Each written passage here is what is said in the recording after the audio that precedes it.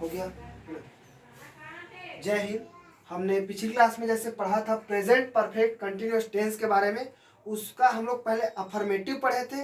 अब आज हम उसका नेगेटिव पढ़ेंगे। तो ध्यान से देखिएगा, इसका रूल होता है सब्जेक्ट हैज हैव के साथ नॉट लगेगा, फिर उसके बाद बीन लगेगा, फिर वर्ब का फर्स्ट फॉर्म लगेगा, फिर प्लस आईएनजी लगेगा, फिर ऑब्जेक्ट लगेगा। ठीक है, तो ध्यान से समझिए, इसका कुछ उदाहरण देखते हैं, फिर उसको अच्छे से समझिएगा।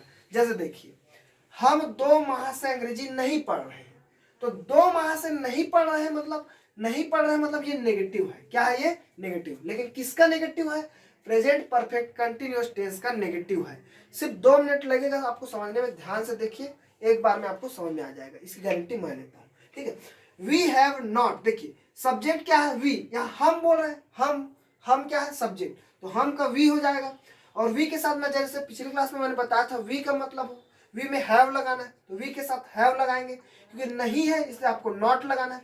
उसके बाद नॉट के बाद क्या लगाना है? बीन लगाना जरूरी है, क्योंकि ये क्या है? Present perfect continuous tense. और ये चीज हमेशा याद रखना, जब भी कंटिन्यूअस टेंस आएगा तो उसमें हमेशा वर्ब का फर्स्ट फॉर्म के साथ आईएनजी ही लगाना है।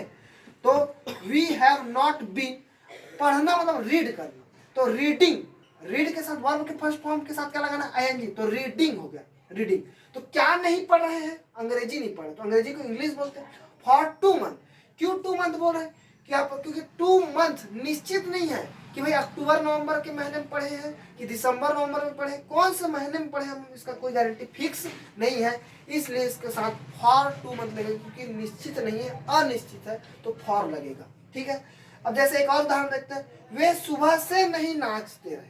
सुबह से, तो देखिए वे मतलब दे के साथ क्या लगाना है? हैव। दे के साथ क्या लगाना है? हैव। मैंने पिछली कक्षा में आपको बताया था कि दे के साथ हैव लगाते हैं, आई वी यू दे। और प्लूरल के साथ क्या लगाते हैं? हैव लगाते हैं। ठीक है, तो they have not been dancing since morning. यहाँ सिंस क्यों लगा है? क्योंकि सुबह से, सुबह निश्चित है कि सुबह से नाच रहे हैं। ठीक है, तो आई बात समझ में। अब एक क्वेश्चन और देखते हैं, लास्ट का एग्जांपल है। इधर देखिए, वह सुबह 7 बजे से नहीं रो रही है। तो देखिए वह, यहाँ लड़की है, तो लड़की के लिए क्या लगाना है? सी लगाना है, लड़की के लिए सी लगाना है। ठीक है, तो सी के साथ क्या लगता है? हैज। सी के साथ हैज। तो नहीं के लिए नॉट लगाना है, और नॉट के बाद क्या लगेगा? बिन। तो नॉट के बाद बिन लगाना है। ठीक है, सी हैज नॉट बीन रोना क्राई, रोना क्राई।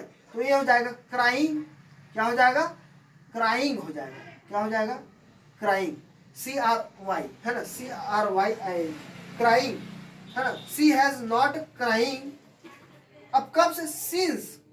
सिंस 7 o'clock, क्योंकि 7 बजे से निश्चित है, 7 बजे फिक्स है।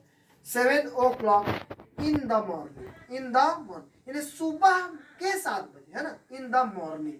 ठीक है, इन द मॉर्निंग, इसलिए मॉर्निंग लगाएंगे। आई होप आप सभी को समझ आया होगा। Thank you.